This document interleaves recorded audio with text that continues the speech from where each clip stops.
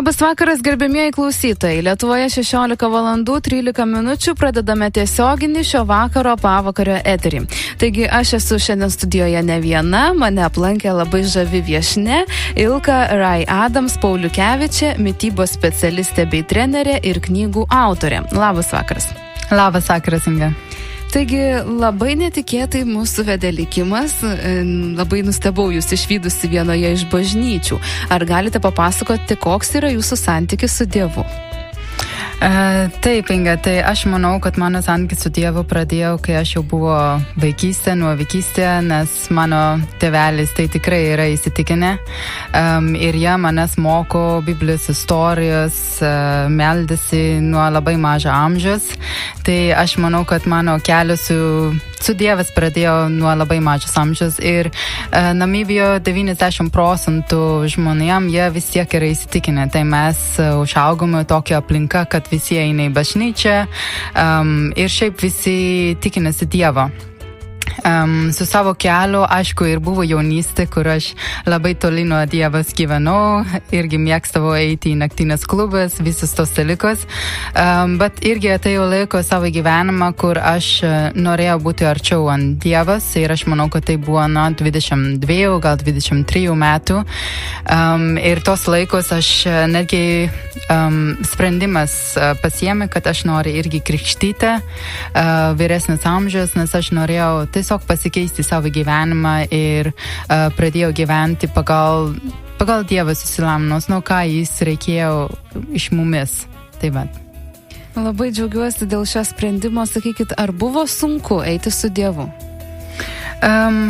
Kadangi gal, kad aš su tos visus dalykus užaugo, tai man tai nebuvo sunku, bet aišku, visą laiką ateina sunkus laikas. Tarkim, jeigu visus tavo draugais eini į naktinės klubas arba rūka, geria ir tu stengiasi į tos dalykus nebedalyvauti, tai aišku ir būna tos sunkus laikas, kur tikrai reikia būti stipri ir reikia įsispręsti savo, ką tu iš tikrųjų norėsi daryti, o nedaryti tai pagal tą, ką tavo draugės nori, kad tu daryti.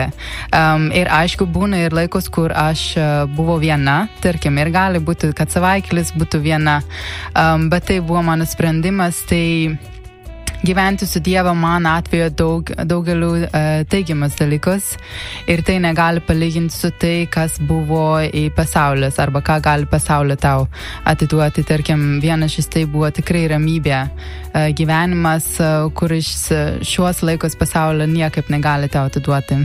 Sakykite, tikrai neblogai kalbate lietuviškai. Ar seniai jūs esate Lietuvoje?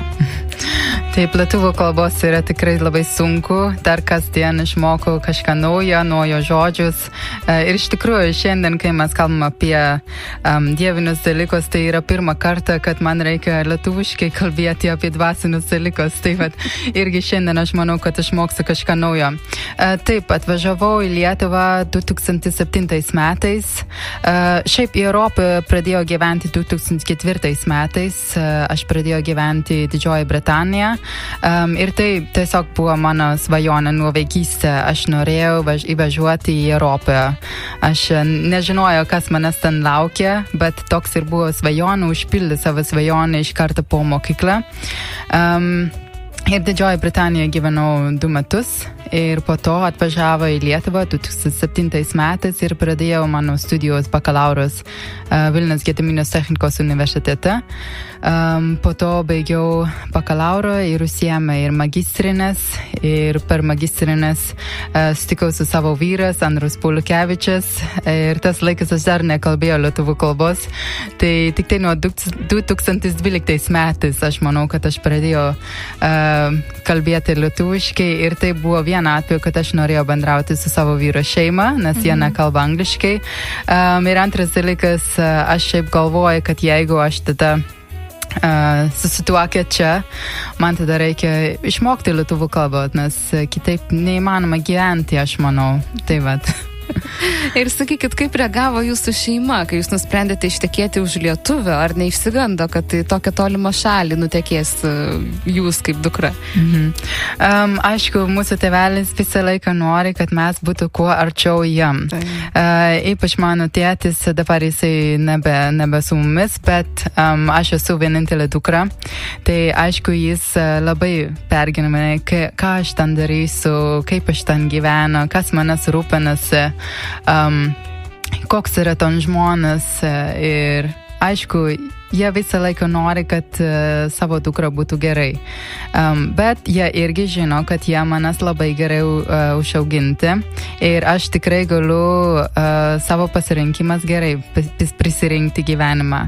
Ir jie bendravo su Andrius per Skype. Ir nuo pirmo pokalbį su Andriu aš manau, kad jam viskas buvo gerai. Ir jie atsiraminau. Ir jie ir galvoja, kad viskas bus gerai. Nes Andrius jam irgi sako, kad mes tikrai atvažiuosim pas jumis kiekvieną metus.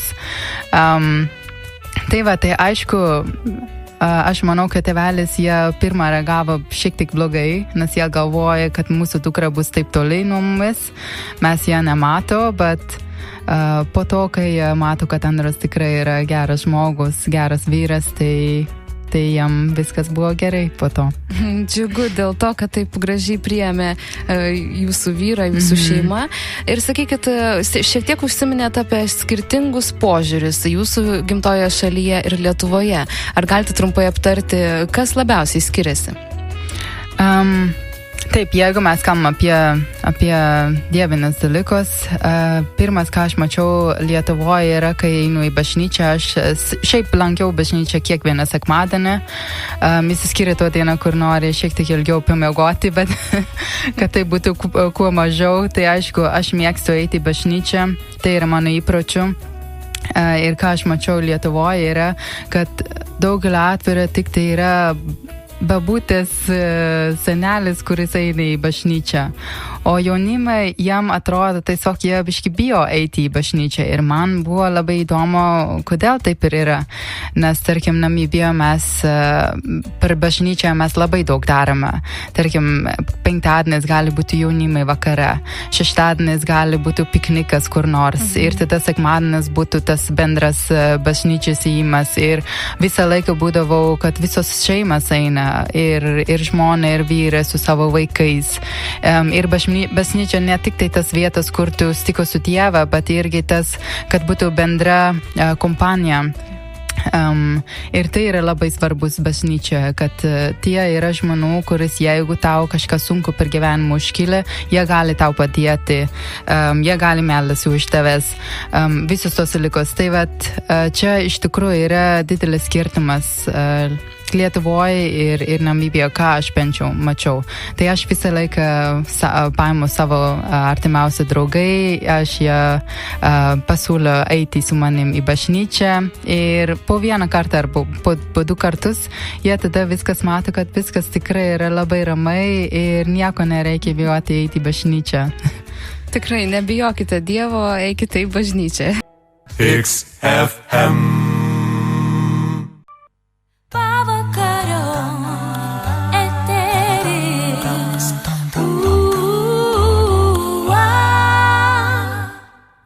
Taigi jūs esate ne tik sporto konsultantė ir trenerė, bet taip pat ir knygų autorė. Ar jūs sutiktumėte su tuo, kad Lietuvoje ir ne tik Lietuvoje, bet ir pasaulyje moterys patiria didelį spaudimą jaustis būti lieknomis?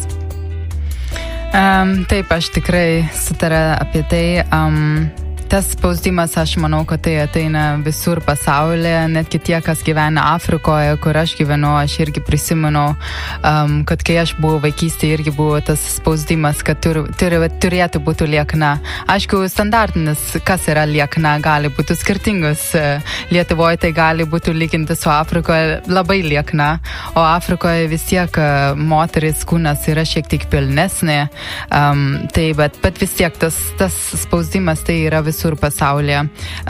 ką aš labai mėgstu apie savo srities, apie fitneso, yra tai, kad kai aš buvau vaikystė, aš irgi, ne vaikystė, gal, apie 18-17 metų aš irgi buvo modelis, dalyvavo skirtingai konkursai, irgi dalyvavo Miss Namibija.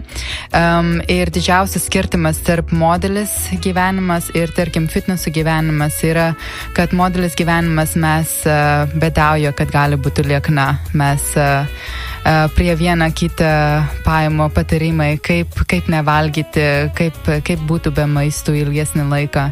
Bet su fitnesa, kas apie tai aš tai labai džiaugiasi, yra tai, kad mes turim valgyti. Ir kartais net daug valgyti. Ir daug valgyti. Mes turim valgyti 5-6 kartus per dieną. Tai aš visą laiką turiu motyvuoti merginas, kad jeigu norėsite stangresni kūnas, jeigu norėsite, kad atrodytų sportiška, jeigu eisite į sporto salę, kilnojate antelis, tikrai turi valgyti, nes jeigu nevalgite, tai tikrai nieko nebus.